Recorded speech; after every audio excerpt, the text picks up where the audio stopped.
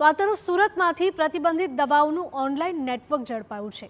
સરથાણા પોલીસે ગોકુલમ આર્કેડની દવાઓની દુકાનમાં દરોડા પાડ્યા હતા। ડોક્ટરના પ્રિસ્ક્રિપ્શન વગર શેડ્યુલ H1 દવાઓનું કરાતું હતું વેચાણ।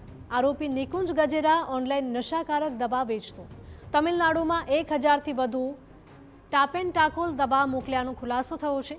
વિદ્યાર્થીઓને નશાકારક દવાઓ પહોંચાડાઈ હોવાનો ચોંકાવનારો ખુલાસો થયો છે। વિદ્યાર્થીઓ કોલ્ડ ડ્રિંક્સ અને ફ્રૂટ જ્યુસમાં આ દવા ભેળવીને નશો કરતા હતા। આરોપી પાસેથી 200થી વધુ દવાના પેકેટ્સ અને 3 લેપટોપ જપ્ત કરાયા છે। ડ્રગ્સ વિભાગની મદદથી દવાઓનું પરીક્ષણ શરૂ કરાયું।